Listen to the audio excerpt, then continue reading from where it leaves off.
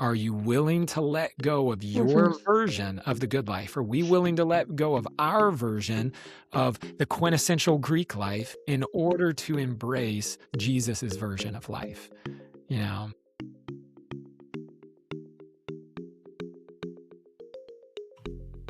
When you think about Greek life, Christian faith might be the absolute last thing that comes to mind.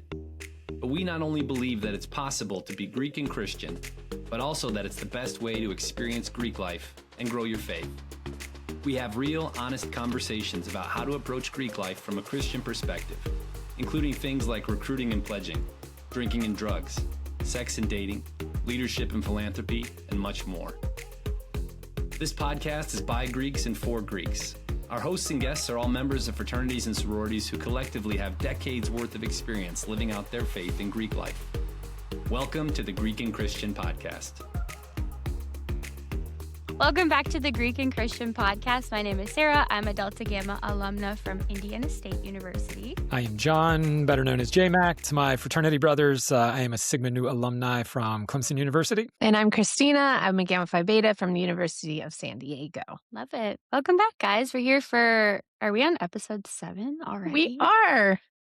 So Biblical holy, number. Episode 7. No, literally, we're on the same page, Kristina. Bunch of Christians. We're back for episode 7, more than halfway through the season. And we're going to just go ahead and jump in right away today. So I'm going to pass it to Kristina. She's going to give us a little bit of a recap of where we went last week. Yeah, I really loved our discussion last week. We kind of talked about this idea kind of in a funny way of like, would Jesus go Greek? And we kind of came to the conclusion, it was a really great episode, just like, yes, he would, but he would not to like blend in and not to back away or avoid, but he would go in as salt and light. And we talked a lot about what those two metaphors mean. And then I loved, we had a section where we just kind of highlighted some of our best Jesus stories, where we just really saw him live that out, salt and light. And I don't know about you, the two of you, but I've thought about it a lot since that episode of just how much Jesus is such a great model for us as we live in this tension of being both Greek and Christian. And so, yeah, today we're kind of going to go a little deeper into like the later part of,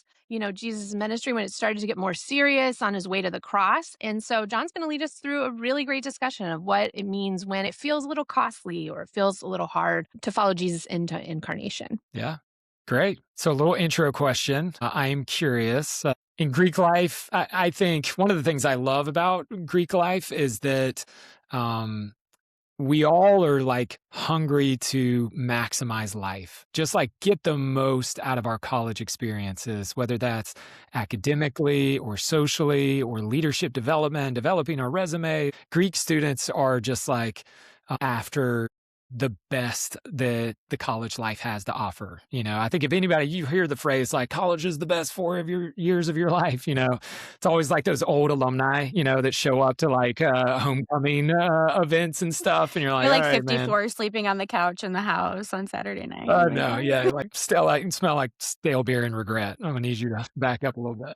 But there you go. Like, I think, hey, we really want these to be the best years. Yeah. In our common vernacular, you hear things like the pursuit of happiness, the good life, live your best life. I think Greek students, more so than maybe anybody on campus, want the goodness and the best of the college experience and life has to offer, both during school and thereafter. And so here's the question. There was the preface. What was the good life according to your sorority? Like, how did you and maybe your sorority sisters, like, what was maybe the ideal that you were pursuing of like, man, if you had these things, if you did these things, if people thought of you these ways, like you've got it, like you're living it. What were some of those things that come to mind for y'all? Well, I think for me, I've said this before, but going into recruitment, I had done my research. I picked Gamma Phi because I knew it was the top house. I knew it had at least that reputation. Who knows what that really is. And I knew the other one that was up there with it. And a lot of the reason I really didn't like the other one that was in like the second competing spot, there's always like two rivals at the top. But I loved that Gamma Phi was known also for really being influencers on campus. So they like had a lot of like big positions, were known as like very sharp, very involved. And that's kind of how I was in high school. So I also found that really attractive as I went through recruitment. I was like, oh yeah, like I love that they don't just do just their sorority. They do a lot of stuff on campus. And that became very apparent once I joined my sorority that was huge value to us. We had strategy for getting homecoming queen. We had strategy for getting like Gosh. all of the major, like we wanted it to be known that like no one wins except our sorority, So it was No, kind of no, like this yeah, very competitive, but very sharp. I mean, I'm sure like many of my sororities, actually many of them are like VPs, CEOs, like they have moved on to very prominent positions or they married people that are like that, I guess. So I feel like, they stayed in that version of like kind of the traditional version of success, I guess. But we really, really, it mattered to us. And it also mattered that we had the biggest pledge class every year. Like, oh, Mm. no one's going to beat us. We're going to have like, sure. we'll even get more juniors just to like pad our numbers. So yeah, that was what we were known for. And it was like it was almost like a stressful thing, but it Sure. was there. Yeah. Yeah. Yeah. There's shadow sides, to the pursuit of the good life. So, yeah. Yeah. Christina, that's funny. When I went through recruitment, I prefed 2 houses. One of them was DG and one of them was Zeta, which at the time Zeta was like top house on campus. Zeta, yep, good job. Zeta was like a top house on campus and DG was like a little bit more middle tier. And I literally picked DG because I was like, I don't want the pressure. Like Yeah, I don't want the pressure of like totally.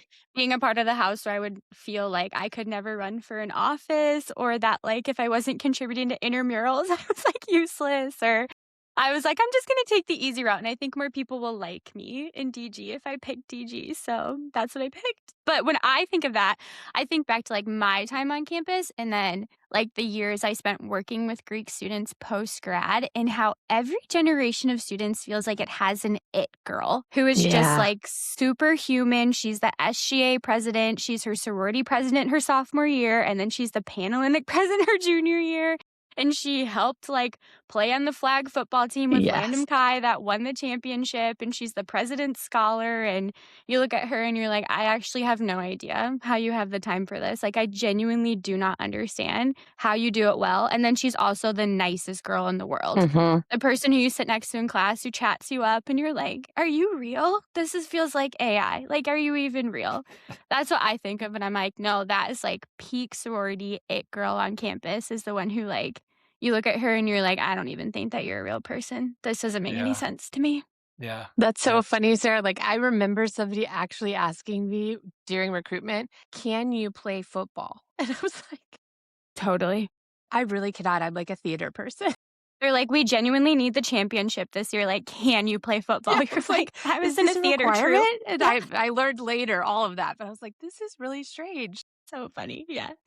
It's That's so funny. awesome. I can totally see that. From the outside looking in, it definitely feels like sororities feel you just kind of have to like wake up like this every day and just like everything has to be effortlessly perfect. Not just perfect, but like effortlessly perfect, where it's just like you don't even have to try and you win leadership positions and homecoming queen and, some of that like perfectionistic lifestyle definitely at play, which the fraternities have it too.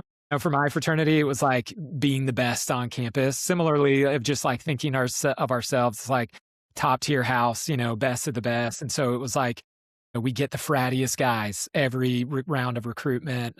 We hang out with the top tier sororities and the prettiest girls, and we have the nicest house. I've mentioned on another episode, we had a lake house, which was a little rundown, but it was still a lake house. It had a reputation. The biggest parties, the top leaders on campus. In fact, one of our claim to fames when I was in school, one year we had the student body vice president, the student body president, and the son of the university president over like the whole university was all in our fraternity. And we were like, just walking around campus, like, yeah, we pretty much run this school, this is like ours. That was it, and it was also the quintessential like work hard, play harder lifestyle, So for me, it was like the work hard was like, I go to class every day of the week. I study hard in the library. Had just under 4.0 GPA. I'm also going to the gym every day of the week. Like I didn't skip a day, even leg day. I was in there doing it, grinding it out. And then you live for, right? The reward is living for the weekends, So it was like Tuesdays were mixers, Thursdays are house parties, Fridays are theme parties, Saturdays are tailgates and football games. And then, Sundays, everybody wakes up, right? Like all hungover, and you drag yourself into the lounge, and then you just share like the glory stories of like what happened this weekend and who did what. And, that was it. That was kind of like nothing can get better like that. And those moments and that kind of culture, being that kind of it guy, if you will. I think whether it is explicitly said or not, in the air, there are these images of what the good life looks like. These idealized versions of this is what it means to be a sorority woman. This is what it means to be a fraternity guy.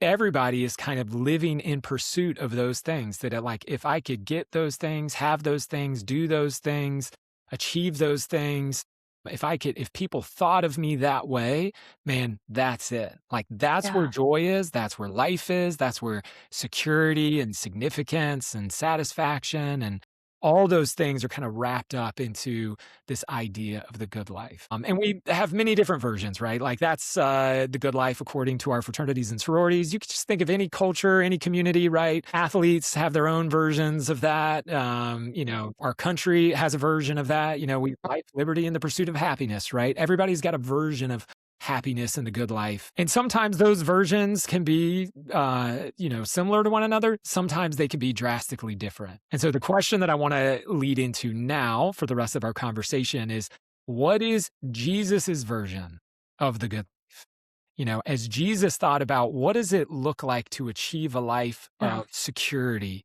and meaningful connection with other people, significance, purpose, what does that look like? And then how do you get it? So to answer that, we're going to be looking at another passage of scripture. We're in the New Testament. We're going to be turning to the Gospel of John. We're going to look at Mark 8, verses 27 through, I think it's 37. A little bit of context, just to kind of give you the overarching story. And I'll go all the way back to the beginning because I think it's helpful to kind of understand the biblical narrative and like, where does Jesus fit into the larger context? It'll bleed into our passage, but it all starts, right? Go back to Genesis. God creates a good world. This whole thing, this whole earthly project, human project was meant to be good. And then he creates people to spread his goodness. Instead, people end up spreading badness and violence and corruption. Why? Because people did not want to be like God. They wanted to be God. They wanted to create their own versions of the good life. They wanted to be able to define what's right and wrong, good and evil on our own terms, rather than maybe adopting God's version, right? And so those ancient people was like the original sin was taking life rather than waiting to receive it.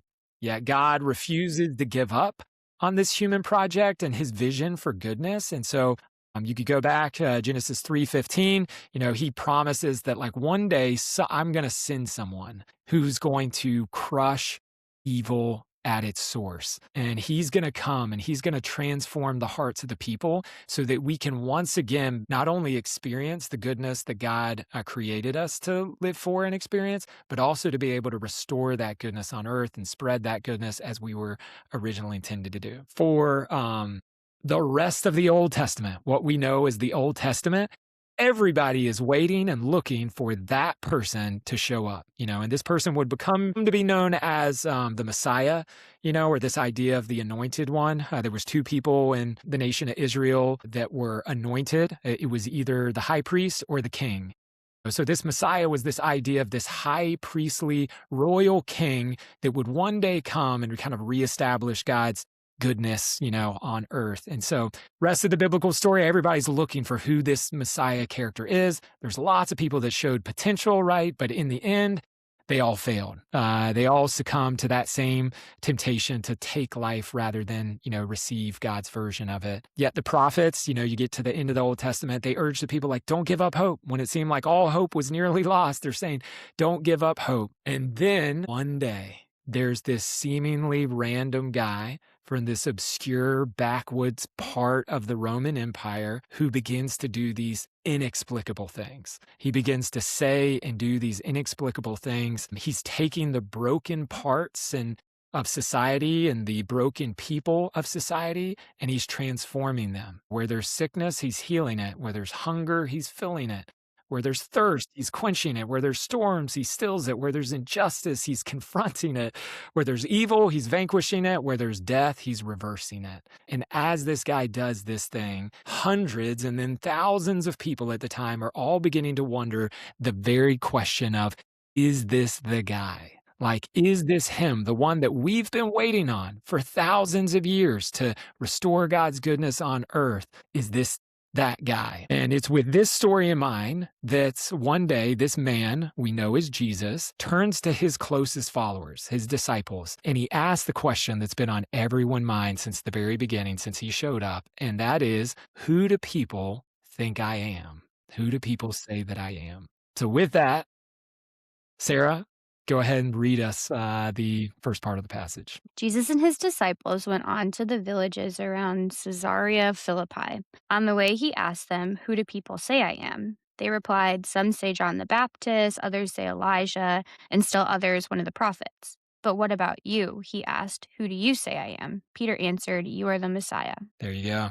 So as we've been doing, we're just having a little conversation together. And again, when we come to these passages, we're kind of asking the three questions of like, hey, what does it say? What does it actually mean? And then what does it mean to us as we think about following Jesus in Greek life? So the first question is just kind of like, what do you observe? What kind of stands out to you as you hear this kind of initial part of the passage? Interesting that Jesus asks them who they think he is. Like, that's an interesting question for Jesus to ask, first of all, because they're his disciples. You would think that, you think that Yeah. everyone would be on the same page about who Jesus was. And he asks it twice, right? He says, "Who do people think that I am?" And then he says, like, "Who do you think that I am?" Which is interesting that the answers would be different, or that there would maybe be two different responses to that. I just think like Jesus's curiosity in that is interesting to me. Like, why does he care? Maybe what Yeah. people think versus what the disciples think, or like, why does he even ask that question in general is pretty interesting. Yeah. Is Jesus insecure? Is he like anxious? Or like, what do people like? Like, I really want people to like me, He's like, like, "Do you what are guys they like this saying? robe? Do you guys think this robe looks good on me?" Yeah. Yeah. No, I think it is fascinating that Jesus asks about public opinion first. I think it is like he's kind of like, who's everyone? And it is kind of wild the responses that they give. It's like they're very different and very different implications. And some people aren't alive anymore. They're from the Old Testament. Some are alive and around. I just feel like it's interesting that the public opinion is so off as well. Like it's just not aware of who he really is. So that's what stuck out to me. And I think there is something about the order too. I don't have it totally figured out, but like just that order of like, who do others say I am first? And then who do you say that I am? Because I think what people around them think about Jesus probably does shape the tension they feel by either agreeing or disagreeing or like going in the middle of all of that. So that's just, it is an interesting order that he does it too. Yeah. Yeah. Maybe he's just trying to take the edge off of it, right? Try to be a little indirect instead of direct to begin with. Or just like, hey, what do people say that I am? And then he drills down and he's like, yeah, but what about you? Yeah. So within that, right? When he kind of polls the audience, which you could think of this as like, if this was a political campaign, if Jesus was on a political campaign and right, revealing his candidacy and kind of who he is and what he's about and his platform and everything, this is a little bit like the poll report. It's like, hey, let's take a little poll report of like, what are people saying about me? But the disciples are kind of like his campaign team and his like cabinet, of people. And he's like, yeah, but what about you? And it's within that Peter makes this claim like, well, you're the guy, like you're the Messiah. So, I mean, in light of the context that I shared, what is the significance maybe of Peter saying you're the Messiah? And maybe what does that feel like, in that moment, as they're kind of acknowledging that openly? Him having to say it out loud. And again, I think it is powerful to me that like it is so different than the public opinion. It would be one thing if like a lot of people actually think you might be the Messiah. It's like no one actually thinks that, but I do. And I'm willing to like say it out loud and proclaim it. And that to me of him saying that would have been very a very big deal, like you're talking about in this context of like, you're finally here. You are the one, you are the anointed one that we have been waiting. But also, I do think the confession that he's making is a bigger deal because, yeah, I mean, it's in the context of it not being like the popular opinion. Like you're actually making a confession that like the majority isn't on board with yet, maybe. So I just think that is really cool and really significant for Peter. Yeah. A moment for him. Yeah. People are kind of dancing around it, right? They name some of these like really big names. I mean, Elijah was like, he's on the top, the Mount Rushmore of Old Testament figures, right? It's like Moses, Elijah, but Peter's coming out and just naming it. He's like not dancing around it. He's like, yeah, we think you're the guy, that we're waiting for. Which also, to your point, was a controversial topic at this time. Again, the Roman Empire is the ruling totally. empire, right? Israel at this time is kind of a conquered people group. They're living in the Roman Empire at this time, right? And the Messiah is like it's another way of saying the king. Well, it turns out that the Roman Empire already has one of those, and it's Caesar, and he lives in Rome, and people got arrested, people got killed for acting like they were the Messiah or a king, right? As you would as an oppressing like foreign empire. And so it also carries some of that too, that it's like a really controversial kind of dangerous thing, for him to name it. Mhm. Sarah, did you have thoughts? No, I just would like to cheer for Peter because he doesn't get it right that like all the time, but Peter does get it right here, which feels good. It's Yeah. like, yeah, Peter, you got it. Yeah. He is the Except Messiah. in a minute, we'll see he like Oh, doesn't. right, So right.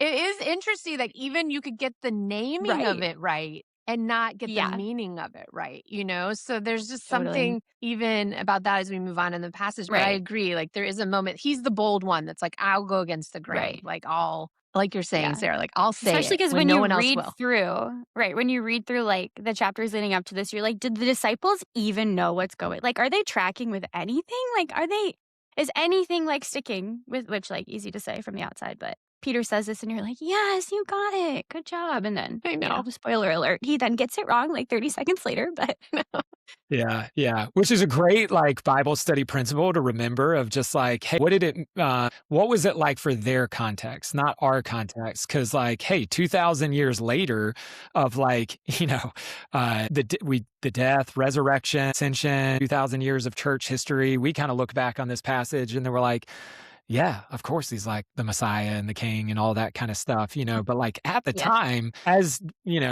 the popular vote showed, people were unsure about like who Jesus was. They were trying to figure it out. But Peter does name it. He drops the massive bomb and he's just like, you're the guy that we've all been waiting for. But as y'all alluded to, saying you're the Messiah is one thing, but what does it mean that Jesus is the Messiah?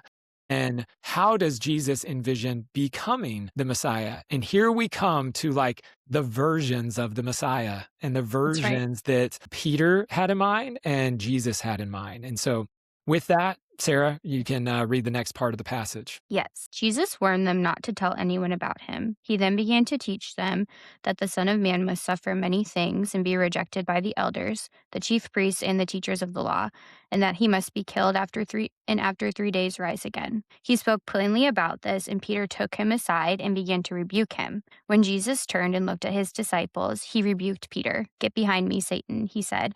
"You do not have in mind the concerns of God, but merely the human concerns." There you go. This is salty Yikes. Jesus. Bummer. Jesus getting up in your grill kind of Jesus. Bummer.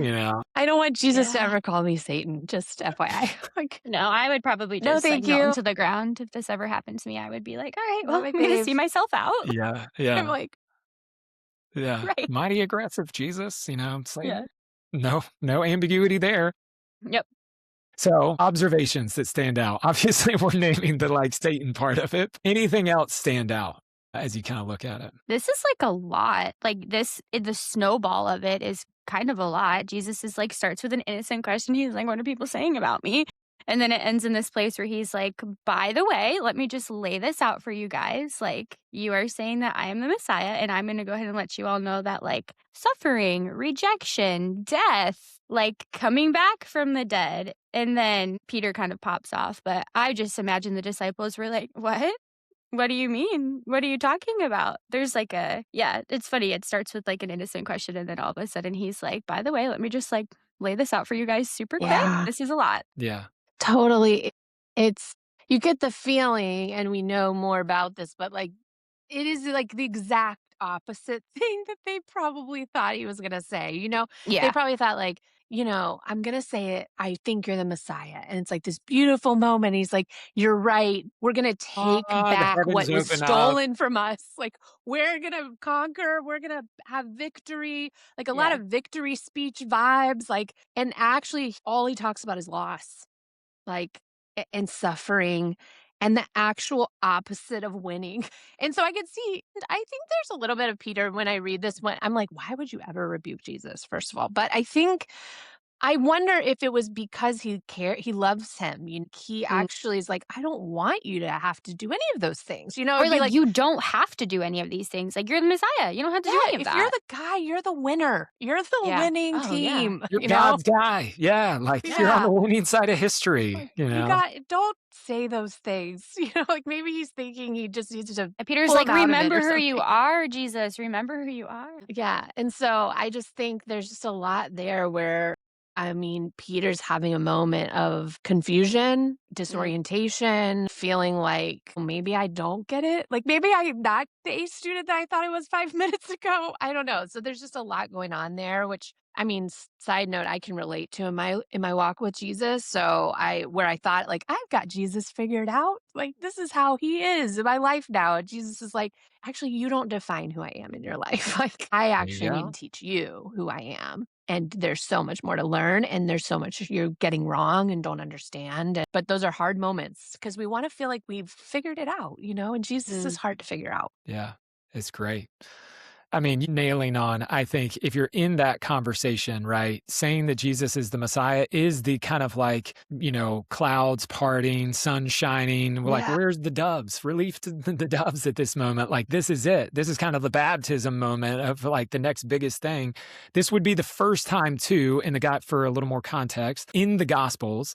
And all the synoptic Gospels, Matthew, Mark, Luke, all have this moment. And this is really the hinge moment in all of those, in all the stories and Gospels that move from the first half, which is all about Jesus kind of like revealing himself. Who is Jesus? Like, what does it mean that he's doing all these healings and miracles and he's teaching and people are trying to figure out like, is this the guy? What's he about? And that sort of thing. This would be the moment and the turning moment. The back half of the Gospels is all about Jesus's march to the cross. Right? And the end of his life. And Jesus starts to get real about this is what's going to happen to me, and this is the first time in the Gospels that Jesus names that he's going to die.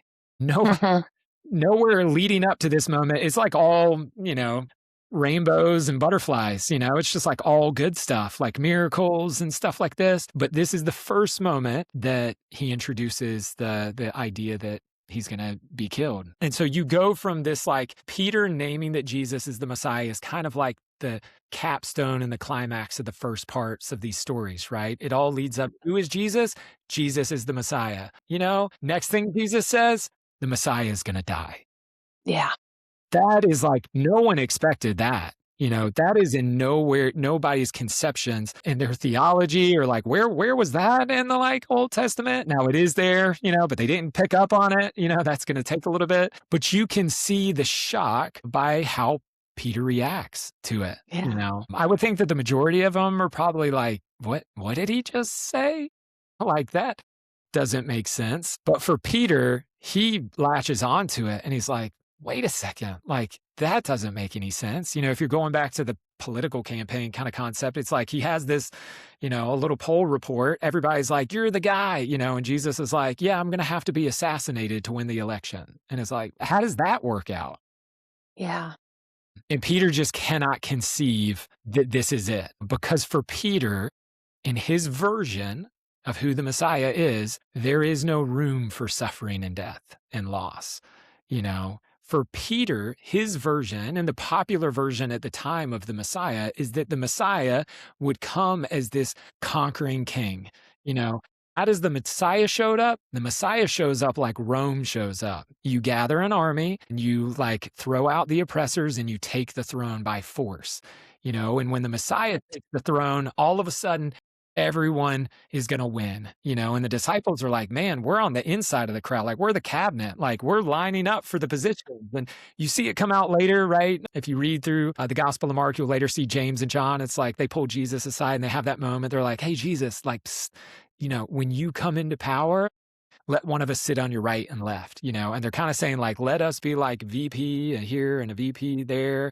And Jesus like, you don't get it, but that's in their conception. Like they view when like the Messiah shows up, what they're envisioning is like winning, fame, power, freedom, justice, wealth, all of these things. And Peter rebukes Jesus in that moment. And it's like, because what Jesus is saying does not align with Peter's version of the Messiah. And yet, just as Peter rebukes Jesus, Jesus turns and rebukes Peter. And so let's, we named it to begin with, of Jesus like, get behind me, Satan, but what's going on there? What's the significance or maybe it's some of the meaning of like what Jesus is saying in terms of like, get behind me? Yeah, I think it's a really good thing to talk about. I mean, if anyone knows me, they know I have like an obsession with Peter. Like I love his stories. I love preaching on Peter. I love teaching on Peter. And this is a passage I've thought about a lot because, it's not like Jesus threw this term around. Like, it wasn't like he told a lot of people, like, you're Satan, it wasn't just like a colloquial, like, phrase of his. It really is only here it shows up. It's the only time. I think at first glance, if you ever study this as a Bible study, a lot of people will be like, well, maybe he's calling Peter evil, like Satan. And I don't think that that's what it was. I think that he's naming that, Peter has this idea of Jesus that's about kind of health, wealth, prosperity on the up. And so when he tells him it's actually not that, though, the way to win is actually going to be downward mobility, like suffering and the cross and death. He's, obviously he's confused and he rebukes them, but his response is, get behind me, Satan. And I think he uses such a strong term because he knows Peter's going to end up being like the main leader. And I think that there's a moment here where he's like, your thinking is so in opposition to the way that God works. It's like, it's so in opposition that the only term I can give is the one who actually opposes the work of God. And so there's a sense of like that if you are saying, I'm sure there was a temptation for Jesus not to do all of this. We know that even in the garden, he's like, if you could pass this cup for me, like that would be nice. Like it would be nice if I didn't have to do this. So when your closest brother or closest friend is like, you don't have to do it this way. I think there's a moment where he's like, no, don't pull me away from the path that God has me on, because this is it. Like, this is the right path. It's the only path we know that brings life. And so, but I think it is so important because, sometimes we just brush by this in Bible study. Like, we're like, yeah, that was wild. Drama. You know what I mean? It's like, that was wild. Jesus just called Peter Satan. Like, moving on, But I do think there's this moment where it's so important for us because in a lot of ways, we want Jesus without the suffering and the cross. We want that version of Jesus that just makes our life better. I mean, when I became a Christian, I was like, everything's going to be better now. Like everything, right? Like we're going up and meet me in 20 years. Nothing bad's going to happen because I'm in the care of the Lord, And I think that when those things happen where Jesus is like, there is going to be suffering in your path. There is going to be hardship. There is going to be these things. We're like, no, that's not the version. I reject that version, actually. And Jesus then rejects our thinking. He's like, no, it's not okay. And so I think it is a serious moment to wrestle when you read this passage, even as Greek students. Like, I mean, it is a hard moment where you go, wow, when is my thinking so off that Jesus would have to be like, you're in opposition to God, Yeah, that's it. I mean, because again, in Peter's conception, the Messiah meant that he envisioned his version was a conquering king taking the throne. And Jesus's version was a suffering servant taking up a cross.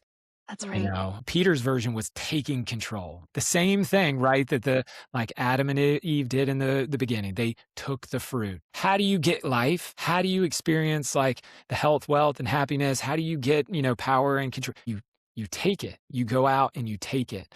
And Jesus is coming in and he's offering a different way and saying, no, actually, the way to this is by not taking it, but surrendering.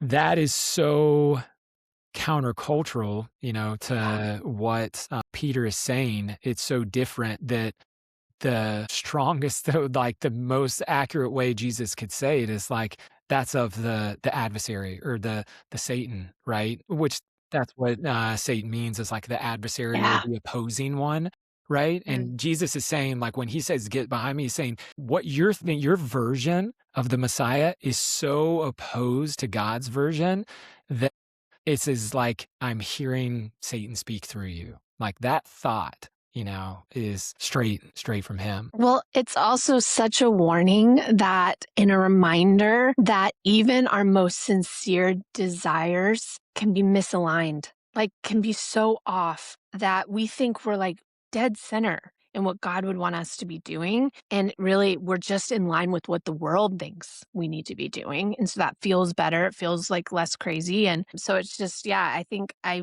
really relate to this because I think if you have two versions of the way to live, and one is like a version of Jesus that just is your buddy that makes your life better, and one is that you follow and it's going to be costly. Which one would you choose? I would choose the counterfeit version every time. Yeah. I'm like, this feels better. It feels so much better to believe in this version, and yet it's a false version. And I think that's what Jesus is saying. Like, you can believe whatever you want. What are other people saying about me? Okay, that's false. You've got the right name, but you've got the wrong meaning. And that's even more dangerous than saying I'm a different person, because you actually are deluding yourself into thinking certain things that aren't true. Yeah. Which, to that point, right, this raises all sorts of questions for them. Like, obviously, Jesus is coming in very confident of like, this is what the Messiah means. Like, this is the version of it. But then it raises the question, I think, for his disciples of like, well, what is that? If you're going to die, like, well, what does that mean for us? Right. Totally. And this is a moment of like faith. This would be your faith crisis moment of just Career like, crisis. I do mean, you're I like, want to what? be a Christian? Yeah. Do I want to follow Jesus? Totally. Like, and so to that point, Jesus goes on to elaborate what it would mean to follow him as the Messiah. So to land the ship here, Sarah, you want to read the last part of the passage? Then he called the crowd to him along with his disciples and said, "Whoever wants to be my disciple must deny themselves and take up their cross and follow me. For whoever wants to save their life will lose it, and whoever loses their life for me and for the gospel will save it. What good is it for someone to gain the whole world yet forfeit their soul? Or what can anyone give in exchange for their soul?" There you go. So this would be Jesus laying out sort of the to me, this is kind of like the thesis statement or the definition of discipleship, right? He's kind of laying down like, hey, here you go. Whoever, number one, like one observation is he says whoever, in other versions, other gospel versions, he says anyone who comes to me. And it's like, I love this because it's just like the universal inclusion of like everyone can follow Jesus. It does not matter your identity, your ethnicity, your gender, sexuality, your nationality, your geographic, socioeconomic position. Right. It doesn't matter what sorority you're in. It doesn't matter if you're cool or lame or like anybody. It doesn't matter of your past, whether you've been a good person, whether you feel like you've been a bad person. It's just like, doesn't matter. There's no conditions. Anyone can follow me. But if you do, here is the condition. You have to be willing to deny yourself, take up your cross, and follow me. And so to that point, as we move from like what's there to like what does it mean? What does Jesus mean when he says that we have to deny, if we want to follow him, we have to deny ourselves, take up our cross, and follow him? I mean, I think he means so many things, but I think when you hear like denying yourself, I think what he doesn't mean, is he doesn't mean he wants you to hate yourself. So, first of all, so that's helpful because I think sometimes denying yourself, you're like, well, maybe I should just hate everything about me and start over or something. Like, that's not it. It's just allowing your identity to be defined by him and allowing that to be like an analogy that I've been using a lot lately when I speak on this topic of discipleship and letting God kind of be the leader of your life is I have a 16-year-old son right now who's learning to drive. And so I literally have to let him drive to learn because that's what people say you're supposed to do with kids is like actually let them learn to drive, even though it's completely terrifying. And he is not, I mean, he is like not trustworthy behind the wheel. Like, I wish he was. Like, I wish I was like, yeah, like, but and I have to let go. I don't have a car that has extra brakes like a driver's ed person. Like, it is totally, I'm trusting him not to crash. We've almost crashed like 8 times. The point is, it's a very scary feeling when it's an untrustworthy driver, when you're like, I don't know, like, I'm not sure if I can like give him the keys to the car. And yet, I think we treat Jesus that way. We kind of are like, I think I'm better at like, why don't you take the passenger seat? Because if I give you, we're going to have that same reaction because Jesus might not drive it the way down the street the way we want it. He might change course or it might get scary to us, or we might go into a neighborhood. We're like, are we sure we want to be in this neighborhood? It's like metaphorically. And I feel like I was convicted by the Holy Spirit where I felt like God was like, in some ways you treat me like you treat Noah. Now, in some ways it's appropriate to treat Noah as like a new driver and like be controlling of him, like go left. Like it's red light, yell at him the whole time. It is not appropriate for me to do that to God who created the universe and who created me. And so I think there's this sense of like, can you take your hands off your life and let him drive the car? And that has been the story of my life. Can I do that? I don't know. I'm high control.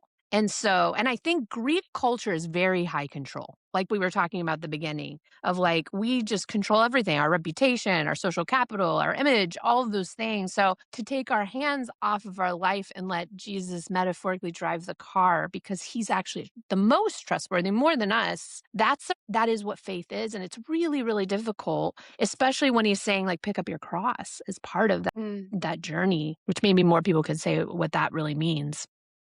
The cross part. Yeah, I was going to ask that question. Like Jesus says the same thing a couple of different ways here, right?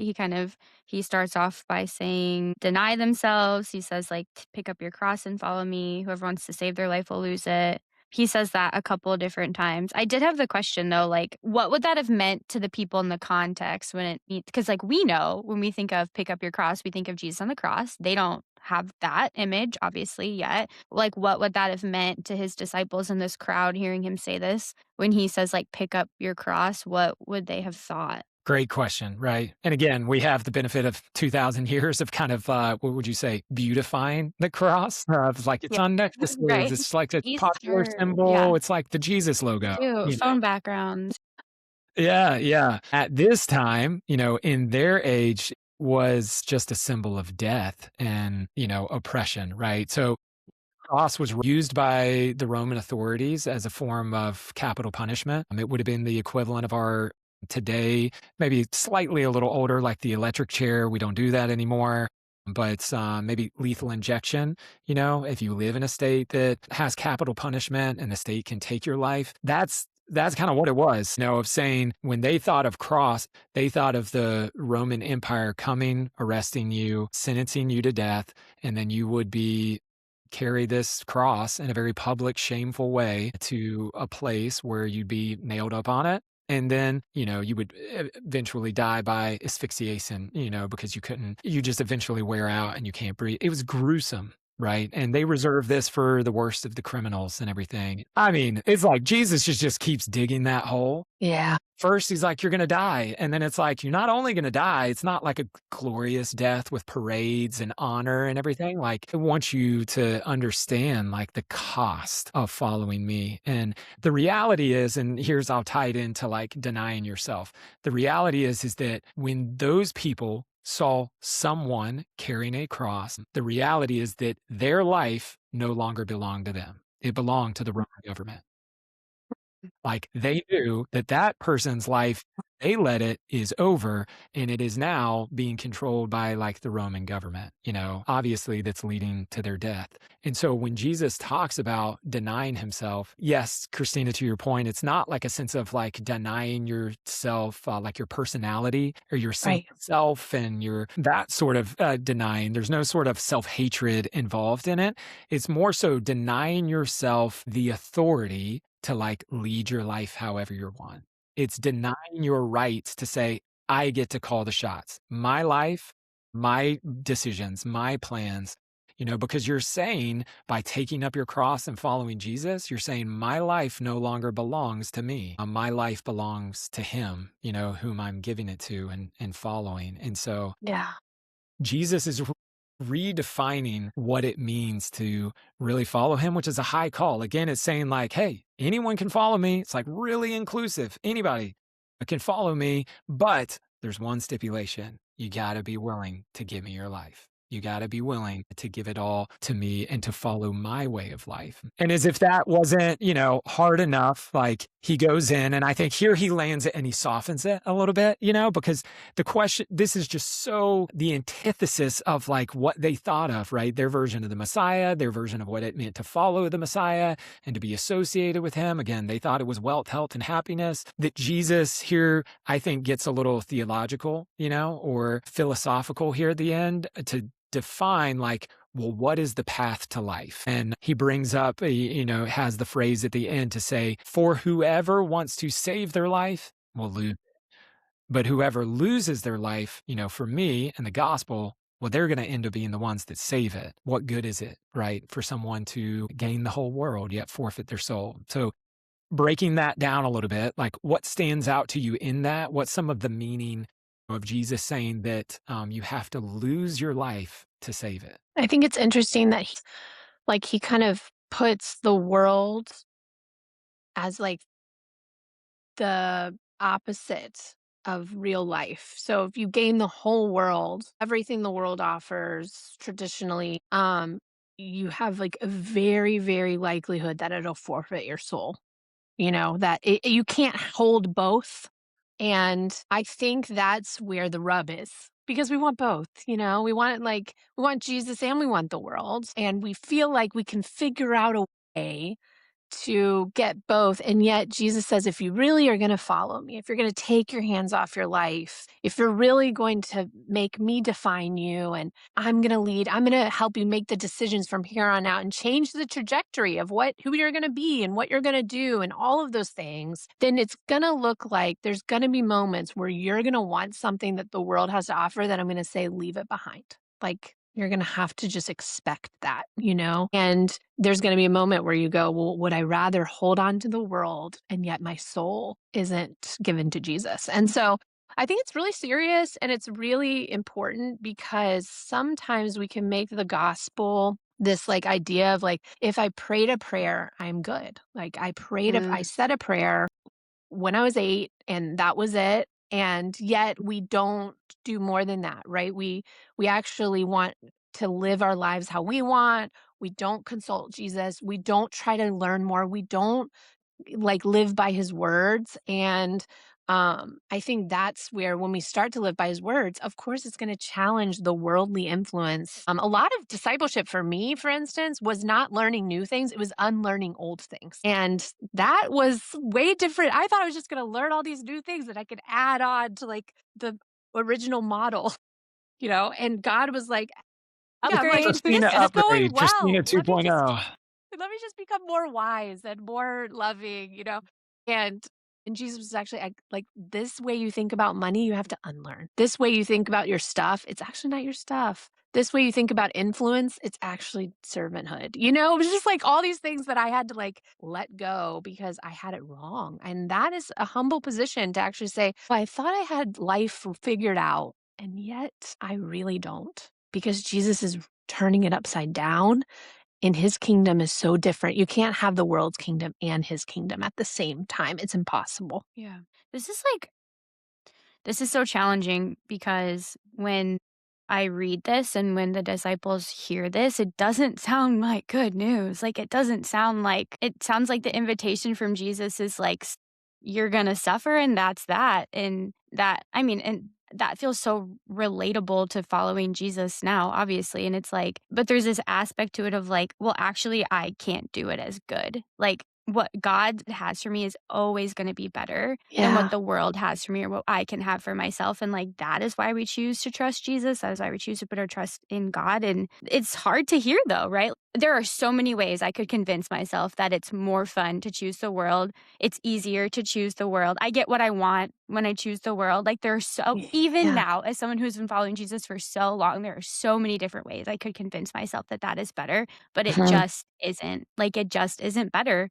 And like God shows me that time after time when I do choose the world and it is not what God has for me, but this is hard. Like this is not the rainbows and butterflies of following Jesus. Like this is like the actual hard work of like, am I going to actually trust for the rest of my life that like what God has for me is better than what I have for myself? Am I going to act like I think that that's true? Yeah. Both of those things are so hard. Yeah, It is so hard.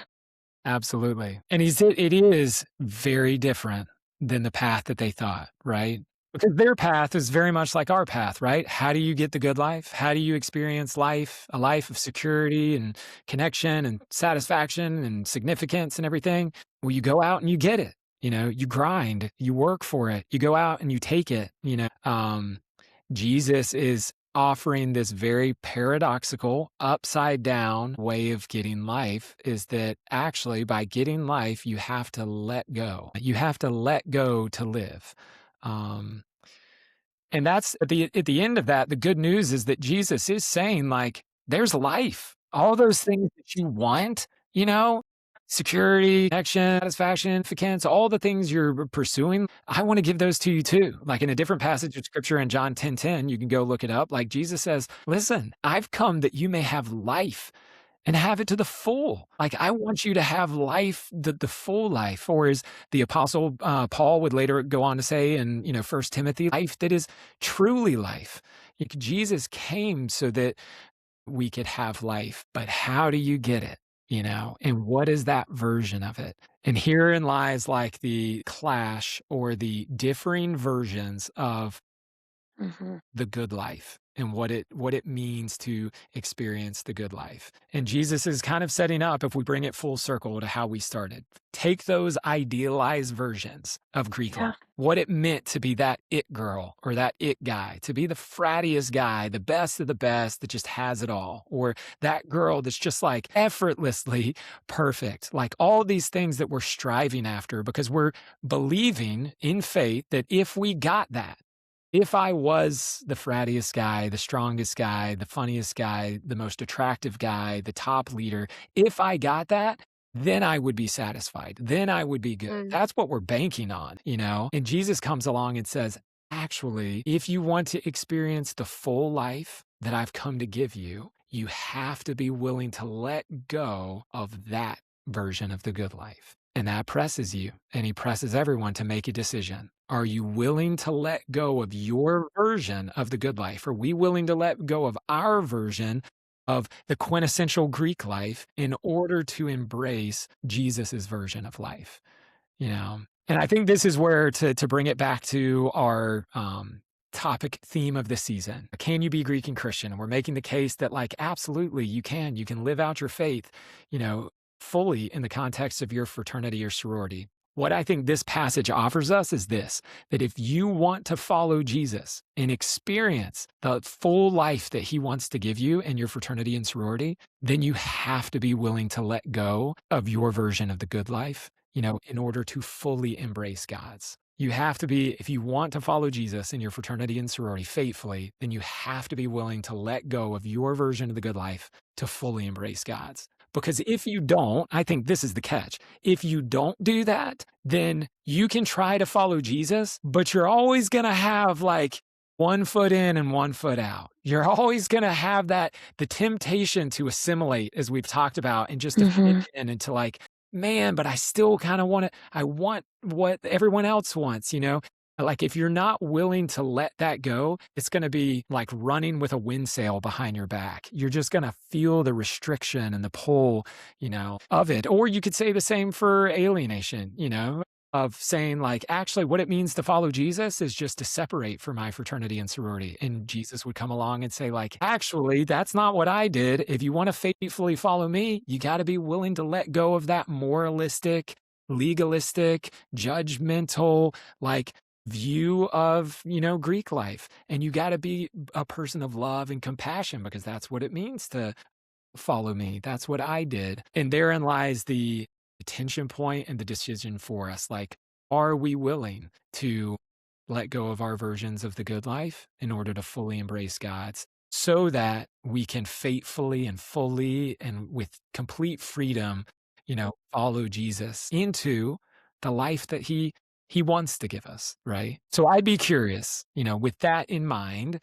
um, we'll just bring it home to us at that final question of like we said, hey, what does the passage say? What does it mean?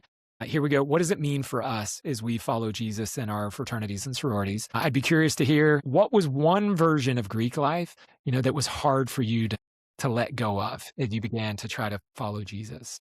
I was thinking about like what I talked about at the beginning with like the it girl mentality and perfectionistic. And I did not have the ambition to do everything. Like I was not out here being president of a million things and things like that. But I do remember in college, one of the things that I struggled with the most with the Lord and myself was wanting to do it all, like wanting to have the packed social calendar, wanting to like go to all the things, hold the leadership positions I could hold, and then wanting to do it all and then wanting everyone to like me in the process. And that felt like such a big deal is that all of the communities I had influence over, whether it was in leadership in my sorority or in the Greek ministry I was a part of or in my major, in my classes, like the most important thing to me was to make sure that I did those things well and that everyone liked me in the process. I was reflecting on this today and thinking about how I spent truly so much time all 4 years of college as like this chameleon that would shape shift in these different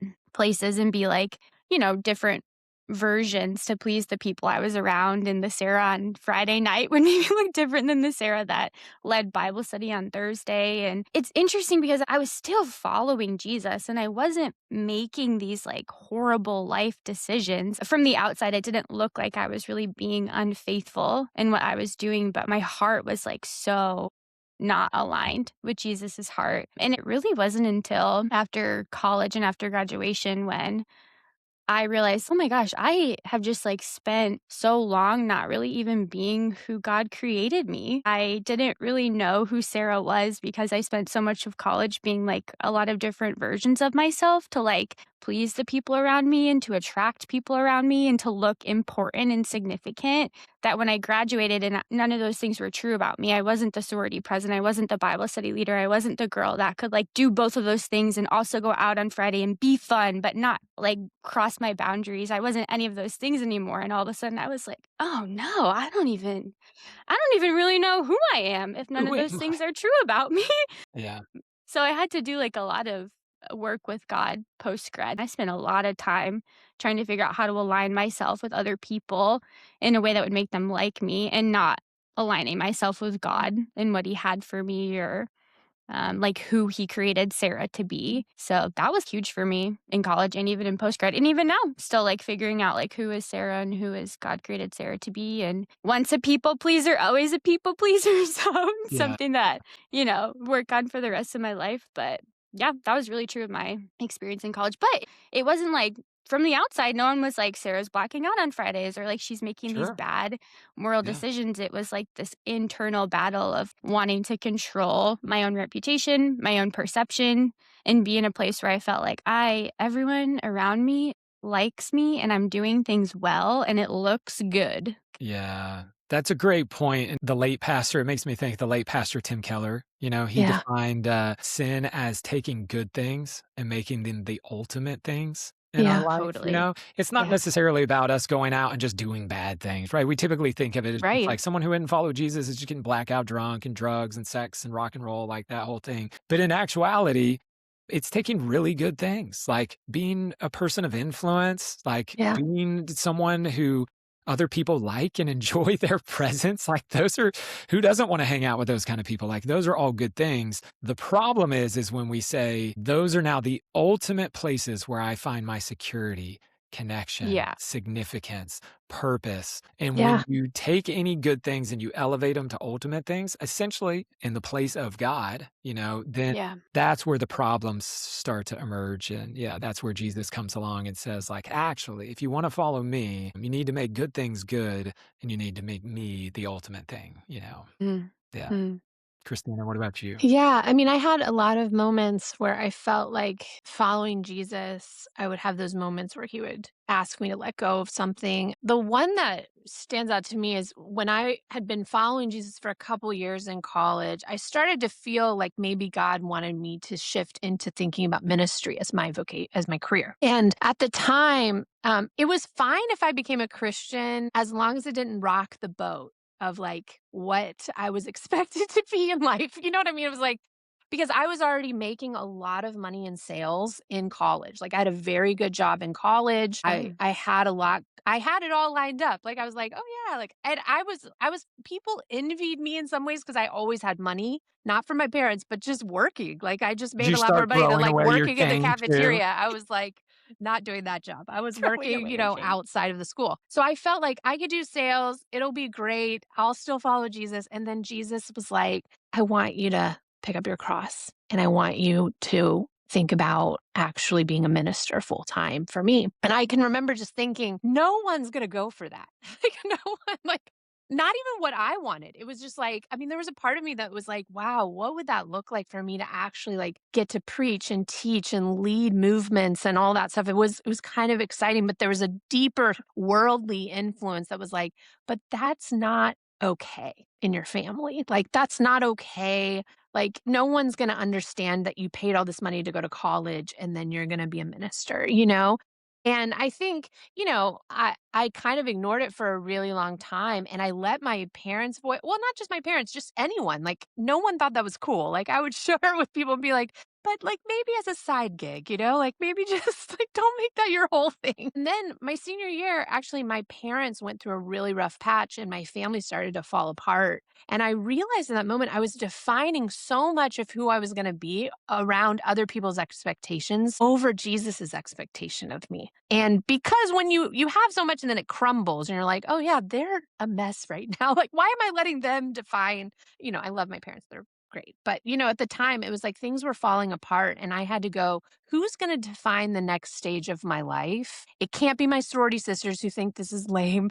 It can't be, it can't be all these other people and voices. And that was when, you know, I was a Christian before that for sure. But I remember there was a distinct moment where I like was in my room on my knees and I just said, I don't want any other voice to lead me over your voice. And it was just me and Jesus, and I felt the Holy Spirit just be like, I've been waiting for this moment. And it wasn't even about what career I was going to do. It was about like, you have been listening to so many voices, and yet I'm the only one that loves you the most, that cares for you, that knows you, that put you at this time in history. Like, trust me and follow me, kind of that moment. So I think that has been something that's defined me at every season. Like, not just when I was 20 years old, Sure. but when I was 25, 30, 40, like that moment. And so I do feel like maybe this was what it was for Peter too, of like that moment of realizing like something. But yeah, I think that was hard to let other people's expectations go. And yet, oh my gosh, on the other side of it, hindsight is amazing, but was that road easy? Like, no, it was not easy to say yes to the call of God in my life. But man, I'm glad I did. What adventures, what crazy moments, what miracles I've seen. And not because of me, but because of the voice of God and trusting it. Yeah, yeah. That's great. And I love how both of you, I mean, you're alluding to the fact that what on the front end looked like loss, and just like loss of identity and like self-worth, like who am I if I'm not the sorority president, Sarah, Yeah.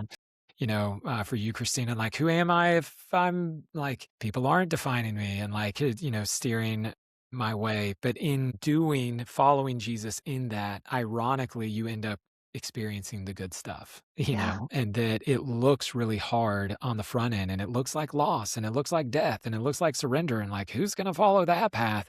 And yet the irony is that's the paradox of the gospel, that it on the front end, what looks like loss, on the back end looks like gain and life, right? And that's the whole hey, that's the heart of the gospel story, is that what looks like death, an instrument of death, the Roman, cross ended up being life, right? What looked like death on Friday was life on Sunday, And that's the path that Jesus is inviting us into, to say, just trust me and follow me, because I don't want just what's good for you. Yeah. I want what's better, because what I have for you, if you're willing to let go of what's good, I'm not just going to give you something good that's different. I'm going to give you something better than what you could have contrived or tried to manufacture on your own. And Jesus isn't asking us to do anything that he hasn't already done himself, right? That Jesus let go of his life so that he could have us. And that's what he invites us to, is Jesus let go of his life for us. Will we let go of our lives for him? Because at the end of the day, Jesus isn't just showing us the way of life. He isn't a means to life. He is life. That's right. As he said, I am the way, the truth, and the life. I'm not a means to the life. I'm it. Or as Paul would say, to die is gain, to live is Christ. The Christ is life. Yeah. And that's what he wants for us, the full life. And will we trust him and follow him into that? As some next steps, I think for some people, a few invitations. I mean, for some people, you may be saying man, I haven't been following Jesus That's right. at all. And I'm pursuing these idealized versions of the good life, the work hard, play harder lifestyle of Greek life or fraternity culture, or the perfectionistic lifestyle, a sorority life. In Jesus, the invitation would be hey, are you willing to let go of everything to follow me, to let go of that? For others of us, like you mentioned, hey, y'all were both Christians when you came to this realization of this idea of fully following Jesus, with your life. And so I think for some of us, you may be saying hey, I'm already a Christian. I made that decision of to follow Jesus growing up. I threw my stick in the fire at the Christian summer camp and I'm in, but there could be something, right? There could be some version of that idealized version of the good life or Greek life that you're just man, I still kind of hold on to that. That's kind of an ultimate place, of satisfaction and security. And for you, it could mean letting go of something. Maybe it's not letting go of everything. Maybe it's letting go of that something. And the question, I think, would what is that thing that Jesus is asking you to let go of? Because the reality is that, again, life is on the other side of letting go. You have to let go to live. And that's the invitation for all of us. If we really want to faithfully follow Jesus in our fraternities and sororities, then we have to be willing to let go of our versions of the good life so that we can fully embrace and receive God's version for us. Would it be okay if I just pray for us, as I just do sense that there's probably people that are listening to this that relate, and I just want to pray for you if you are listening, and you can pray with us. Lord, we know that your way is the way of life, and yet we are so lured by these other messages and images and things we see on TV and in the media of what our lives should be, or even on campus, and what our Greek life shows us. And yet, Lord, for some of us as we're listening, we realize we've never really surrendered our heart and our life to you. We've been around you, maybe. We've kind of walked and talked like we're Christians on the outside, but inside we still really want to gain what the world has to offer. And so for some of us, we just want to say, Lord, you can have it all. You can have it all. I want to surrender my heart, my mind, my path, the way that I love and live to you. And I know that is not going to be easy, but I know it's worth it. And so, Lord, anyone that's praying that, I just pray a blessing over them. Would you bless them with what they need for the next step of their journey as they say yes, as they surrender, as they take their hands off their life? I pray a blessing that they would know your voice and it would be the loudest all the days of their life. In Jesus' name we pray. Amen. Thanks, Kristina. I also think too, whether you are listening to this the week after we release it, or you stumble upon this podcast next year, 10 in years in the future. 2027.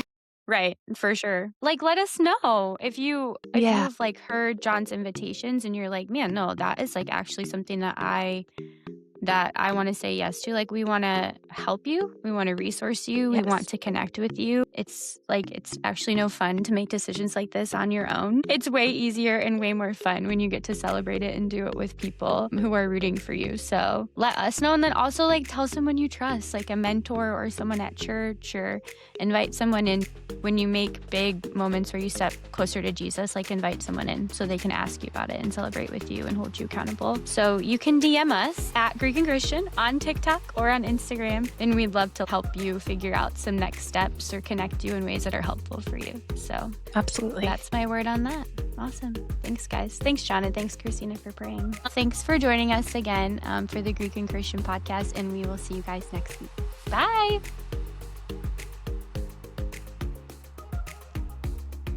For more on being Greek and Christian, you can follow us on TikTok, Instagram, and YouTube at Greek and Christian.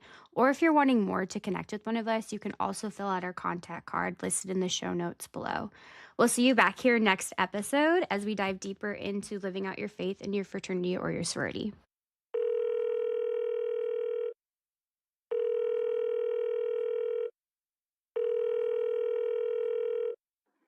Hello, please leave a message after the tone.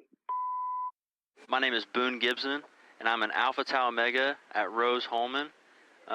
And my favorite thing about being Greek and Christian is that I can spread the gospel to not only my brothers in my fraternity, but also my brothers in Christ. Thanks.